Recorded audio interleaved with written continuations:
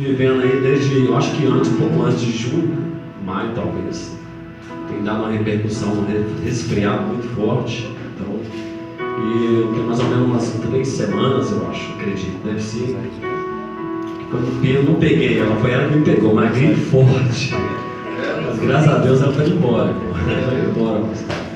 Glória a Deus. Isaías capítulo 42, versículo 3.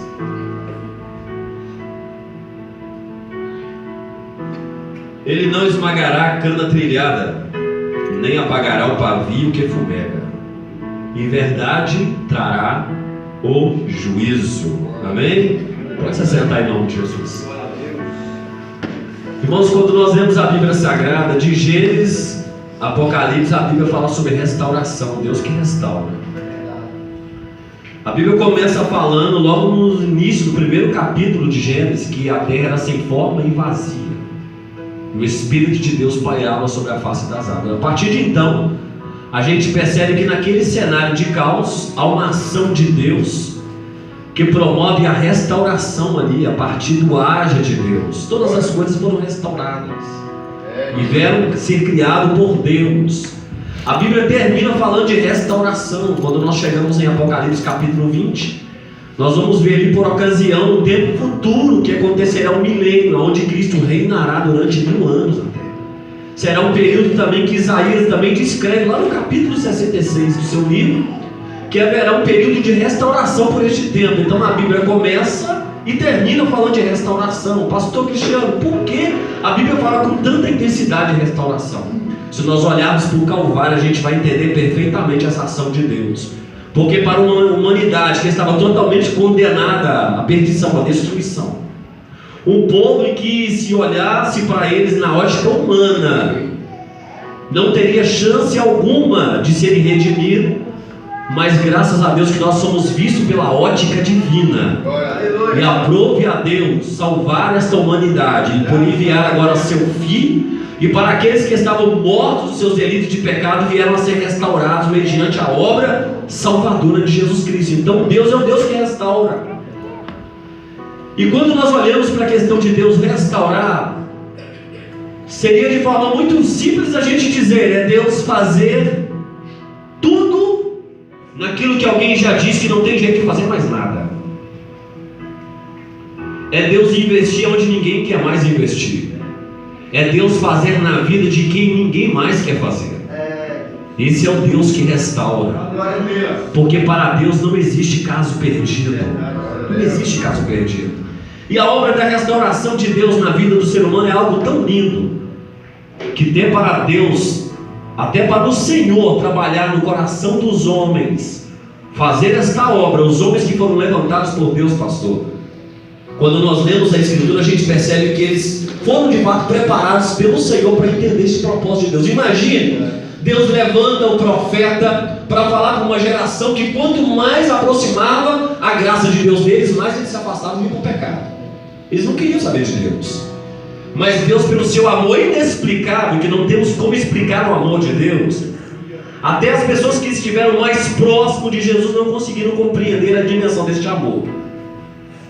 Como o próprio evangelista que traz o seu nome, João, no capítulo 3, aquele que estava bem próximo do Senhor, aquele por ocasião de momentos especiais, como na ceia, reclinava a sua cabeça ao peito de Jesus, ele talvez, por algum momento, ele tentou descrever este amor. E quando ele escreve no capítulo 3, verso 16, ele começa dizendo: porque Deus amou o mundo de tal maneira. Parece dar um nó na garganta, porque ele tenta explicar, mas ele não consegue.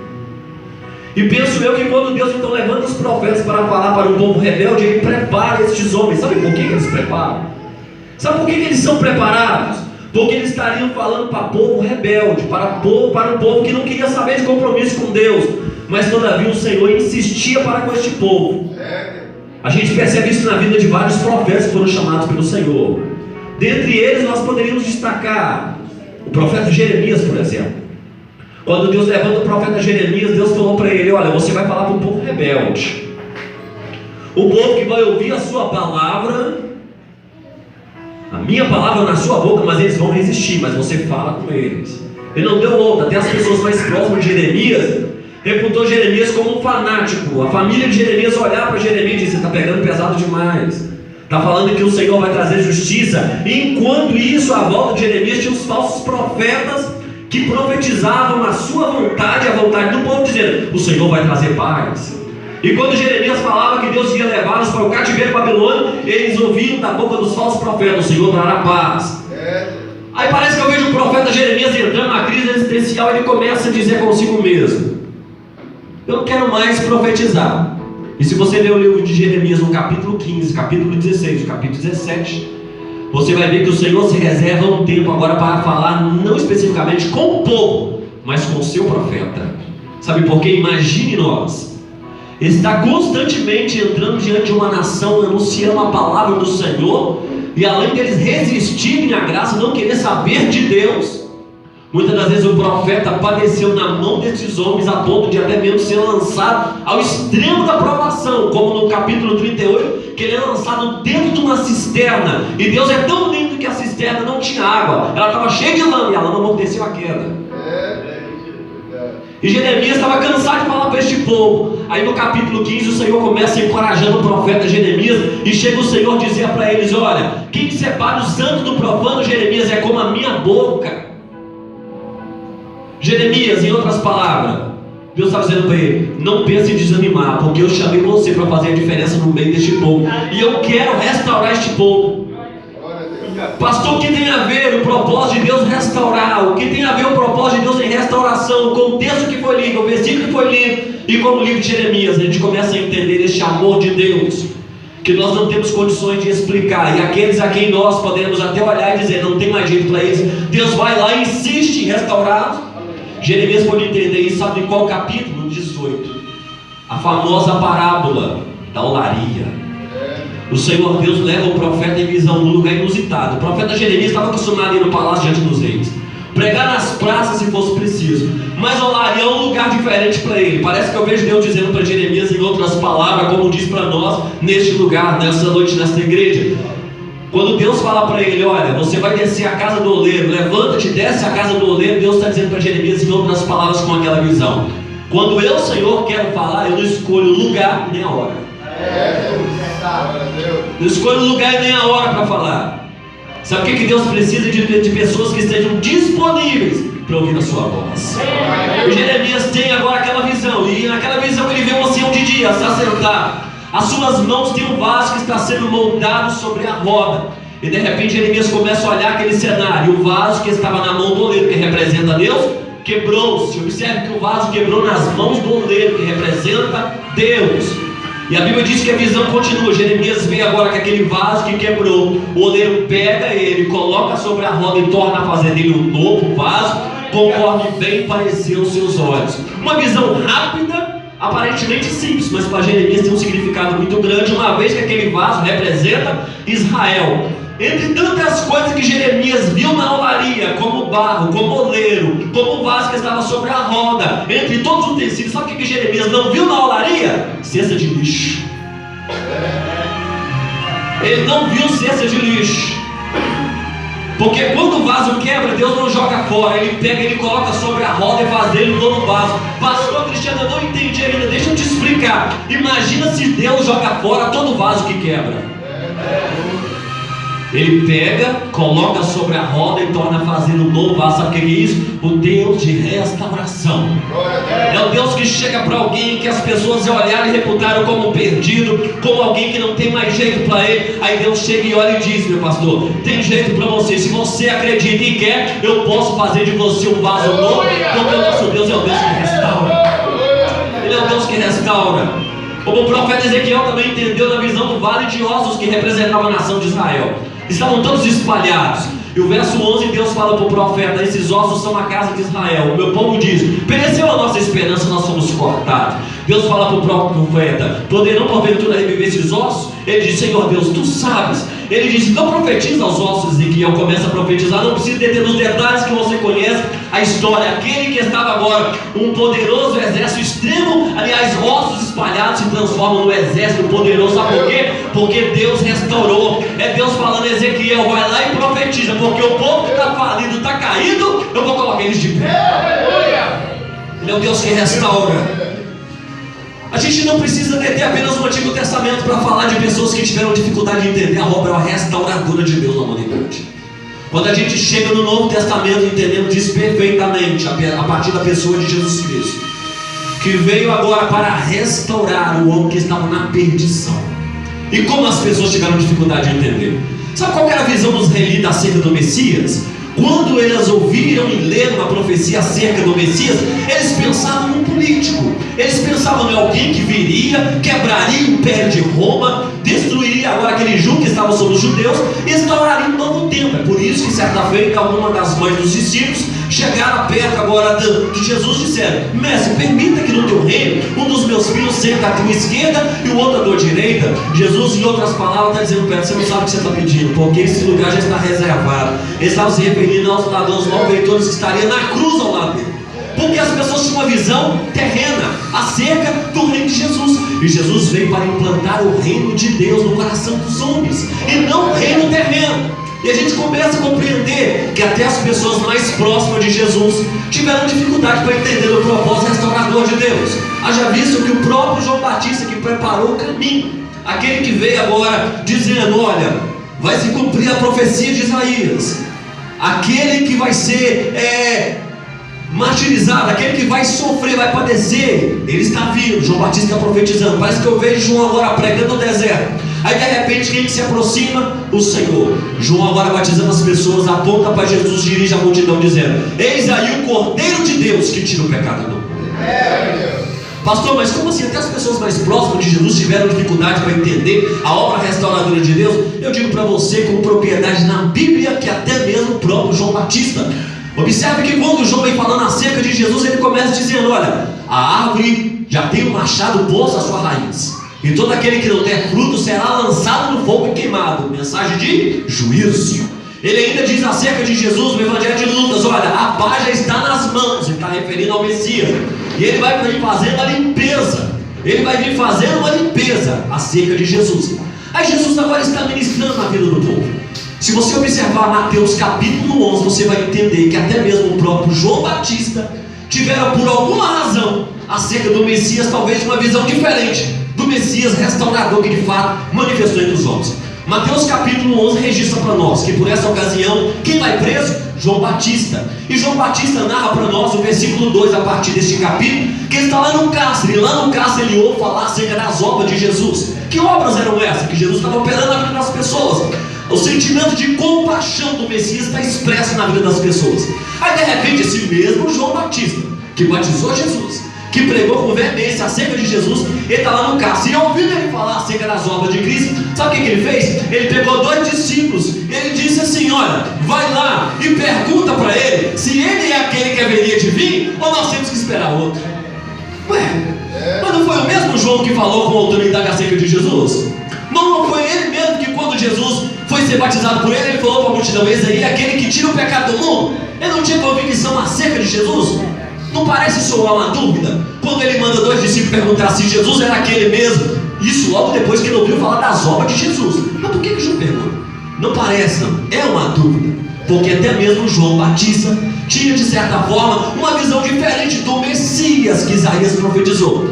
E Jesus, sabendo disso, ele pega os mesmos 2 discípulos, ele diz: vai lá e falar a João o que vocês estão vendo e ouvindo. Diga para João que os cegos veem, diga para João que os coxos andam, diga para ele que os paralíticos estão andando, diga para ele que aos mortos eles estão dando agora a ressurreição, diga para ele que os cativos eu estou pregando o evangelho, estou libertando.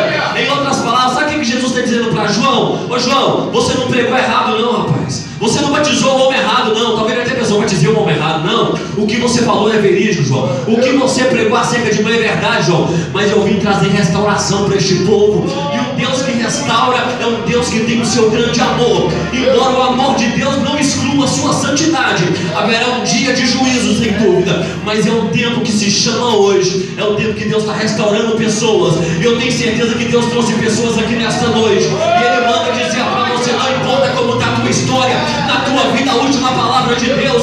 Não importa como você tem pensado acerca de si mesmo, o que faz a diferença é o conceito que Deus tem a respeito de você. E hoje o Deus que restaura está aqui. Eu creio, porque o nosso Deus, Ele fará nova todas as coisas da sua vida. Se você crê nesta palavra, levanta a tua Deus que restaura. Tem muitas pessoas no tempo presente que ainda não têm condições de assimilar essa ideia. Deus que restaura, quem não merece chance, são pessoas que não conhecem o amor de Deus. Quando eu leio o livro do profeta Isaías, no capítulo 43, mais precisamente esse verso que nós tomamos nessa noite para a mensagem que Deus aplicou no nosso coração, e eu quero compartilhar com ele hoje. O profeta Isaías, sem dúvida, como o profeta messiânico, aquele que falou acerca de Jesus com detalhes. Aqui ele está falando também da pessoa do Messias. E Isaías ele diz: ele não esmagará a cana quebrada, nem vai apagar o pavio que fumega, até que se triunfa o juízo, ou até que aconteça o juízo. Ele então, durante o período, ele não vai esmagar a cana que já está quebrada, nem apagar o pavio que fumega. É interessante como Deus se revela através da sua palavra, desde os tempos antigos até o dia que se chama hoje, de forma que aqueles que ouvem a palavra do Senhor têm facilidade de compreender a mensagem. Lembra das mensagens que Jesus pregava às pessoas? Lembra os recursos que Jesus utilizava? Parábola, colocava uma coisa ao lado da outra. Imagino eu, Jesus no tempo agora presente aqui, de forma física eu digo isso. Jesus não teria dificuldade de pegar qualquer elemento aqui do tempo e para isso agora aplicar em cima deste elemento a mensagem. É assim que ele fazia com as parábolas. E eu vejo agora a pessoa de Deus aqui inspirando Isaías para falar da sua obra restauradora. O que ele cita? Esses dois elementos, coisa muito própria do seu dia. E ele falando acerca de Jesus, ele diz: ele não vai esmagar a cana que está quebrada. Sem dúvida, Isaías não está se referindo literalmente à cana, embora esteja pegando como símbolo, mas ele está se referindo a pessoas. E da mesma forma, quando ele cita pavio, ele não está se referindo a literalmente um pavio como símbolo, mas ele quer dizer sobre pessoas. E ele está falando que Jesus não vai esmagar a cana que está quebrada, nem o pavio que está fumegando. Quando nós olhamos o ministério de Jesus, a gente começa a compreender que de fato o Senhor Jesus, durante o seu ministério na terra, e por que não dizer até nos dias de hoje, continuará fazendo obra restauradora na vida de pessoas. Eu quero já começar dizendo para você, meu querido, minha irmã, que Jesus no seu ministério, quantas canas quebradas ele encontrou? Quantas canas quebradas? Observe que o profeta está falando de dois elementos que estão no estágio final: uma cana quebrada, pavio que está fumegando. Isaías está falando de algo muito comum nos seus dias. Era muito comum se ver em Israel, à margem dos rios, o que Isaías está citando como cana, os bambus bem finos, que esses bambus eram retirados para se fazer o quê? Para fazer flauta. Mas era muito frágil, até uma criança pegando de forma indelicada podia quebrar esses bambus. E quando acontecia que os bambus quebravam, agora não dava para tirar os miolos desses bambus, dessas canas citadas por Isaías. Algumas traduções podem mudar, mas não dá para se fazer nada com este material, com esta cana uma vez quebrada. E quando assim fazia, eles pegavam e jogavam a margem da estrada, e ali as pessoas passavam e pisavam, esmagavam.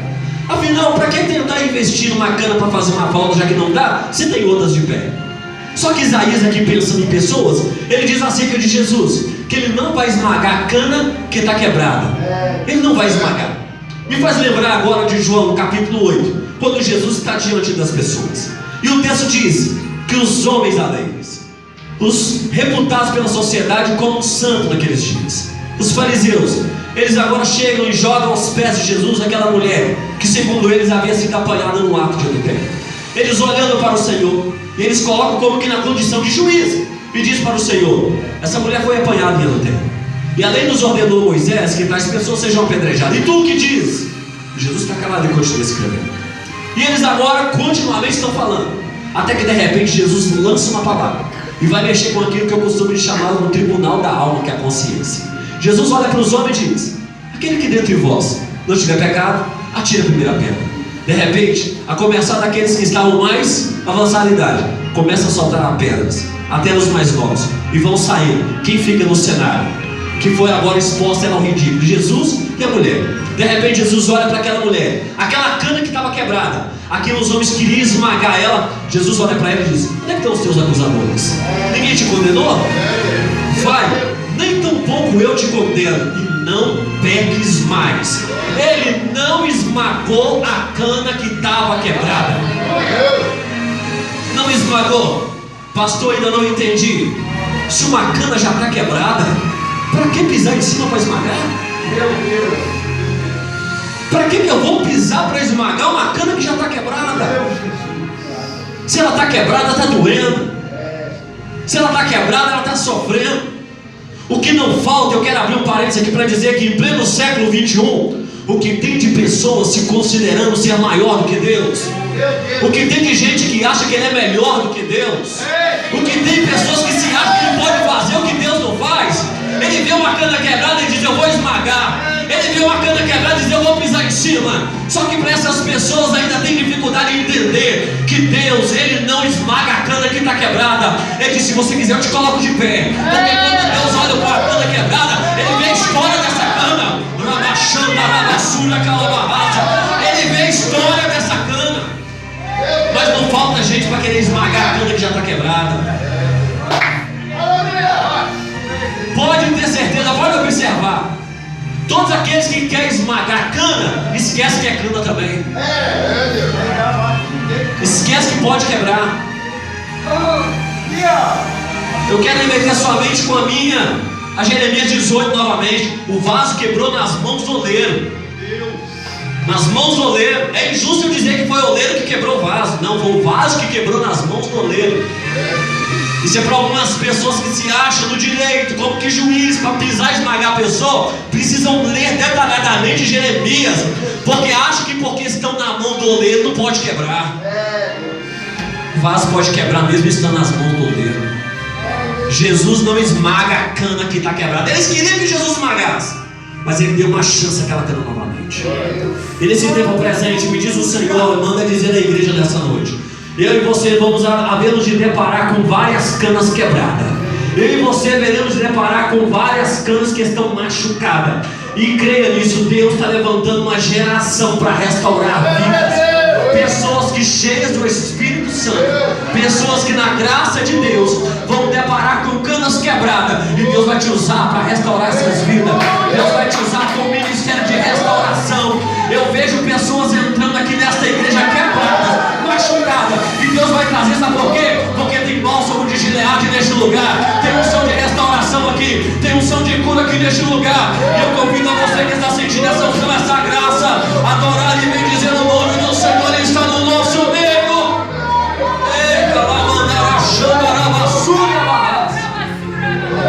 Ele é o Deus que restaura.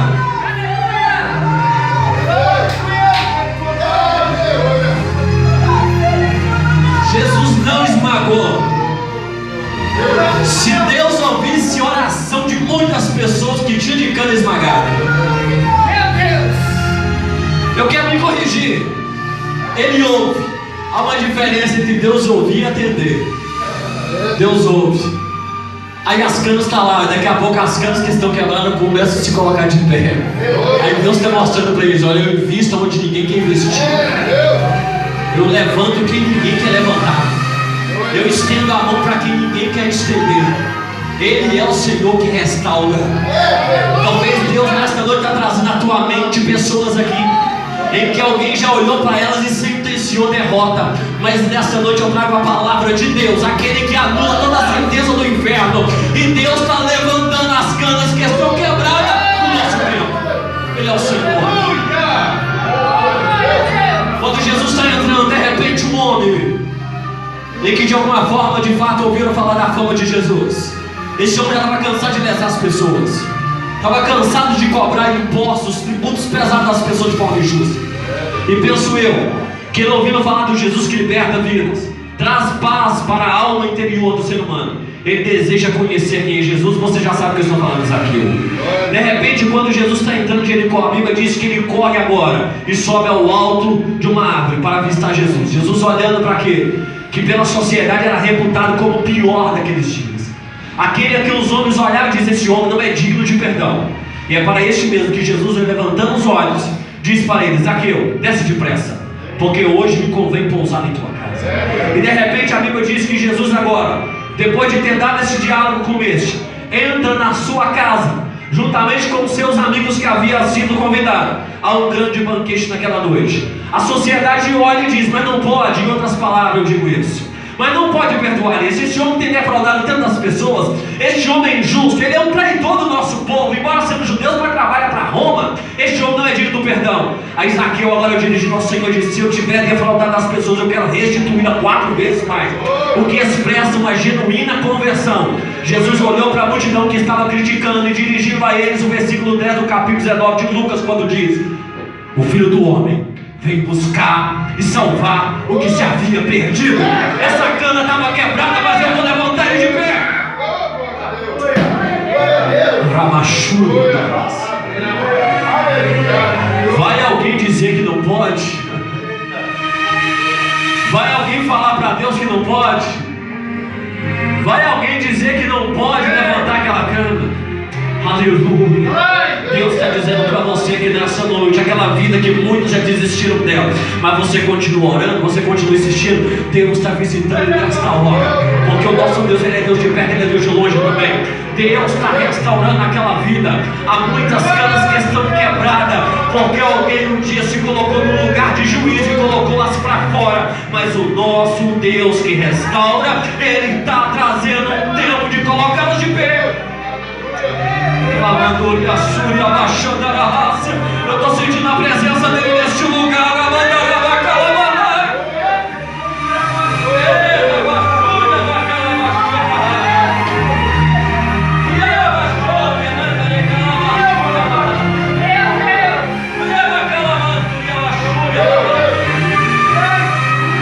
Ele sabe que cana quebra com facilidade. Ele sabe. Mas aonde o diabo sentenciou a derrota com a queda, Deus chega e restaura. O profeta diz: Ele não esmagará a cana que está quebrada. Não esmagará. Eu nunca posso esquecer que eu também sou cana. Nunca posso esquecer. Eu sempre digo isso. A melhor forma para julgar uma situação é colocar no lugar da pessoa. Antes de eu dizer, tem que esmagar essa cana, eu preciso dizer para mim mesmo: se essa cana fosse você, você queria ser esmagado? Se essa cana fosse você queria que Deus olhasse para você, esgotou seu tempo. Quando eu digo isso sobre o amor de Deus, não fazendo de forma alguma apologia ao erro. Sem dúvida alguma, o mesmo Deus que amou, seu amor não exclui a sua santidade. Mas estamos vivendo um tempo em que Deus tem restaurado um povo para se colocar de pé como o exército de Ezequiel, capítulo 37. Quando eu penso nisso, eu abro um parênteses para dizer o seguinte: poderíamos sem dúvida ter um avanço muito maior ainda no que diz respeito à propagação do Evangelho no Brasil, onde nós contamos aproximadamente com 42 milhões de fiéis. E quando eu leio Atos 17, verso 6, eu vejo a sociedade dizendo para 12 homens que não tinha internet, 12 homens que não tinha panfleto, 12 homens com recurso precário de divulgação do Evangelho. Mas esses 12 homens, sabe como que eles foram reputados pela sociedade em Atos 17, verso 6? Esses homens que alvoroçaram o mundo chegou também a nós. Sabe o que ele estava dizendo em outras palavras? Esses homens que virou o mundo de cabeça para baixo, e o virar o mundo de cabeça para baixo, que ele estava dizendo é o seguinte: aonde eles chegam, a criminalidade acaba. Aonde esses homens chegam, a prostituição reduz. Aonde esses homens chegam, o latrocínio diminui, as drogas acabam. Aí eu começo a entender, buscar entender, amado, 42 milhões de evangélicos. A coisa poderia estar diferente, deveria. A gente ouve falar tanto de avivamento, não fazemos crítica, mas começamos a pensar que avivamento é este, que era para esses índices reduzir e está aumentando. 12 homens foi capaz de mudar o mundo da época. O que não pode fazer uma igreja hoje nas mãos de Deus? Sabe o que isso nos faz pensar? A explicação entre inúmeras razões para isso. O Senhor falou comigo, meu servo, é porque tem muita cana que está quebrada. O exército machucado, ele consegue andar devagar, mas se tiver restaurado, ele anda com mais força. E Deus está restaurando canas que estão quebradas. Então restaurando. Deus está restaurando. Ele não esmagará a cana quebrada. E ele nem apagará o pavio que for. Ele está falando outro elemento muito comum nos seus dias, e que, por sinal, muitos de nós também conhecemos, ainda que de ouvir falar: a tradicional lamparina, assim podemos dizer. Ele diz: ele não apagará o pavio que fumega. Jesus, certa feita, ele diz: olha, ninguém que acende a candeia coloca debaixo da cama. Falando de testemunho, diz: mas antes coloca no alto um velador para que possa iluminar todos que estão na casa. Falando acerca de testemunho, que tem que ser visível. E era muito comum naqueles dias, como até propriamente, talvez, não com muita intensidade no dia de hoje, onde o avanço tem sido tão grande, lugares que eles não tinham energia elétrica, hoje tem. Mas se colocava o recipiente cheio de azeite, e colocava uma torcida, algumas traduções falam torcida, ou um pedaço de barbante, linho, untado de óleo, que era colocado e aquilo ia queimando a noite toda devagar, iluminando a casa. Só que acontecia é que antes de terminar a noite, ou amanhecer o dia, melhor dizendo, o pavio apagava. E quando o pavio apagava, o que acontecia? Aí o fogo dava lugar à fumaça. Aí começava a fumaça. E fumaça que para nós, fumaça incomoda. Fumaça traz fadiga, irrita os olhos. O que não dizer daqueles geração de jovens que morreram naquela boate, aquela tragédia, em grande parte porque eles quase todos morreram asfixiados, porque não tiveram onde ir saída, que é a fumaça que tomou conta do lugar. Então a fumaça incomoda, entre tantas coisas, outras mais. Então quando as mulheres percebiam que a fumaça estava no ambiente e já tinha apagado o fogo, elas pegavam, tiravam aquele pavio, jogavam fora e pegavam na caixinha outro pavio novo e colocavam. Afinal, para que insistir com um pavio que já está queimado se tem outro novo? Mas quando o profeta está falando de pessoas, ele está dizendo: ele nem apagará o pavio que fumega. Ele poderia pegar o pavio, pessoas estragadas, falidas, ministério reduzido a cinza, e jogar fora e trazer substituição. Só que quando eu estava lendo isso, o Senhor falou comigo: a minha forma de trabalhar é diferente do que muitos pensam. Tem muita gente olhando e dizendo: se você não quiser, Deus vai pegar e coloca outro no seu lugar. O nosso Deus é o Deus que trata de almas, de vida. Tem muita gente dizendo: Deus vai substituir o pavio. Aqui Isaías está dizendo: ele não apagará o pavio que fumega. Quando eu li isso, o Senhor falou comigo: meu servo, lê novamente. E eu li: ele não apagará o pavio que fumega. Deus falou: lê novamente. E quando eu li pela terceira vez, aí o Senhor me fez deter nesse detalhe importante, dizendo que ele não apagará o pavio que fumega. Se ele não vai apagar, querido, é porque ainda tem fogo. Ainda tem fogo. Fala para quem está do teu lado: tem fogo na sua vida. Fala para quem está do teu lado: tem unção de Deus na sua vida.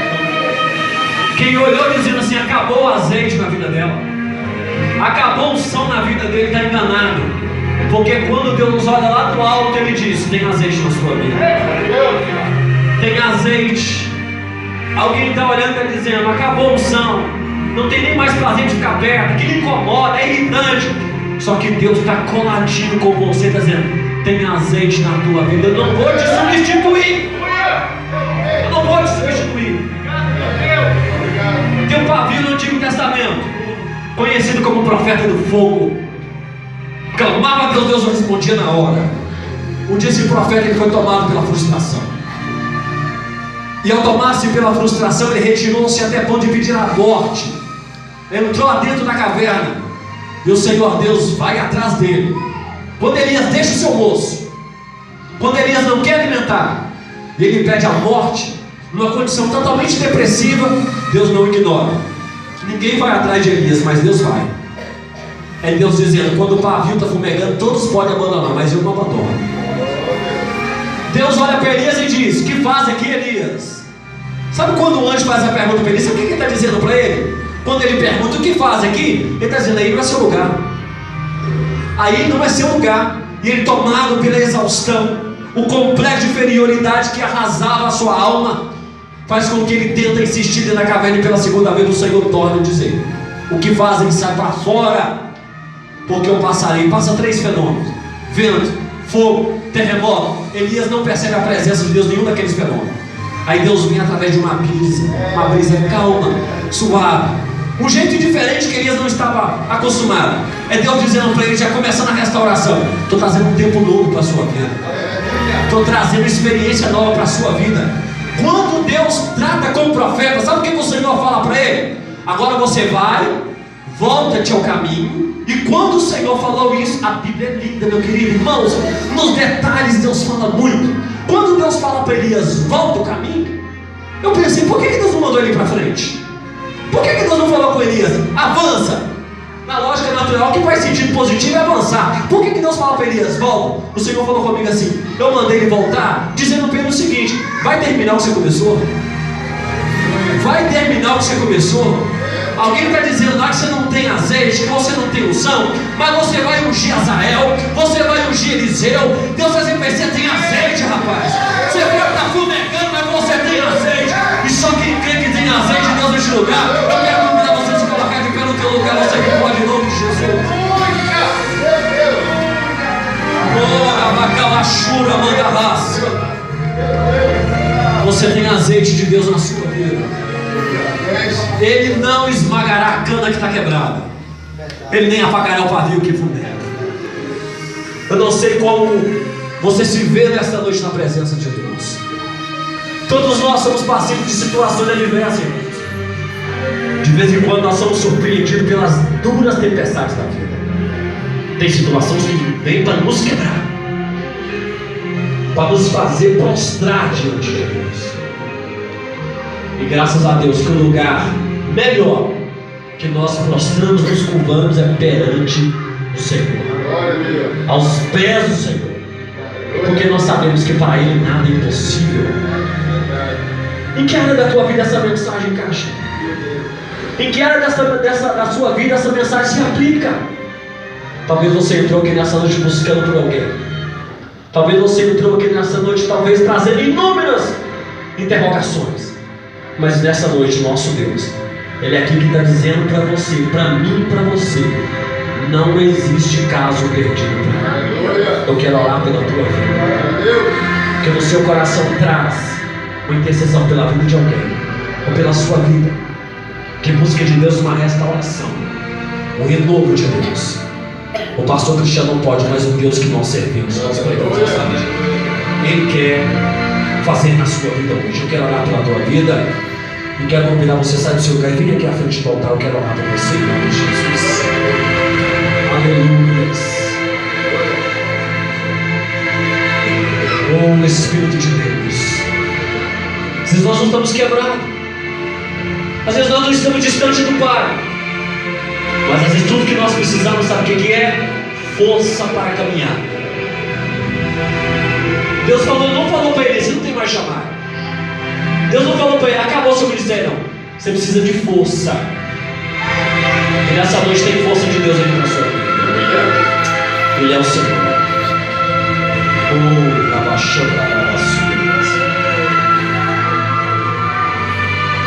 Antes de fazer a oração pela vida dos irmãos, com a permissão do pastor, quero me dirigir a você que entrou aqui nessa noite, a convite de alguém, ou quem sabe do próprio Espírito Santo, que te constrangiu de forma que você não resistiu em vir aqui nessa noite.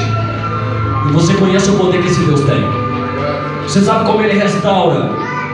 Você tem inúmeras experiências com Deus. E por alguma razão que você não esperava, houve de fato uma pancada muito forte que te fez parar no meio do caminho. Mas hoje o Senhor está te chamando, porque o que Deus tem com você, Ele não abre mão. A obra de Deus precisa continuar na sua vida. Você que crê no Deus que nós pregamos nessa noite, Deus que você viveu a experiência com Ele, e não quer ficar mais distante dessa experiência, quer voltar hoje, o Pai está te esperando de braços abertos. Eu quero convidar você que entrou aqui nessa noite, precisa fazer uma reconciliação com Deus. Eu quero orar por você. Pastor, eu preciso voltar para Jesus hoje. Sai do seu lugar e vem aqui à frente em nome de Jesus. Eu quero orar pela tua vida hoje. Deus preparou este momento. Aprove a Deus a falar com a sua igreja. E o mesmo Deus que fala de forma coletiva, Ele fala de forma individual. Algumas pessoas Deus se revela de forma muito pessoal. E dizer hoje, alguém nessa noite, eu quero orar pela tua vida, quero ministrar a bênção de Deus sobre você. O Pai te espera de braços abertos. Pastor, eu preciso voltar para Jesus, eu preciso ter um encontro com Deus, mas eu estou constrangido de ir à frente. Ainda assim nós vamos orar pela sua vida, mas no final procure o pastor, diga, peço que o senhor olhe para mim. Você conhece a voz de Deus. O filho pode ignorar a voz do pai, mas jamais desconhecer. Eu quero orar por você neste momento, e a igreja do Senhor. Eu quero convidar você a orar comigo neste momento, pela vida dos nossos irmãos. Convidar você aqui no seu lugar, siga as suas mãos. Senhor Deus, eu quero te louvar pela vida desta igreja. Eu quero te louvar por este povo que nessa noite juntos estamos aqui, ó Deus, adorando e bendizendo o teu nome. E aos teus filhos que estão aqui diante do teu altar, os quais nessa noite estão clamando ao Senhor por um renovo, por uma restauração, intercedendo por alguém dos seus lares, sua família. A de encontro nessa hora, toca com o teu poder. Entra nessa noite onde o homem não pode entrar, Senhor. Nós cremos no Senhor que restaura. Nós cremos no Deus que tem a última palavra nas nossas vidas.